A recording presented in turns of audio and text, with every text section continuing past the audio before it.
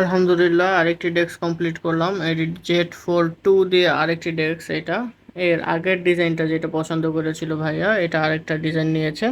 এটার মধ্যে হচ্ছে গিয়ে এক্সট্রা করে রেখেছি ফ্যানের যে লাইটটা সেটা বন্ধ করে রাখা যাবে, মাঝখানের যে লাইটটা সেটাও বন্ধ করে রাখা যাবে। ফ্যানের মধ্যে দুইটা লাইট হবে, একটা হচ্ছে রেড কালার আর একটা হচ্ছে গিয়ে ব্লু কালার।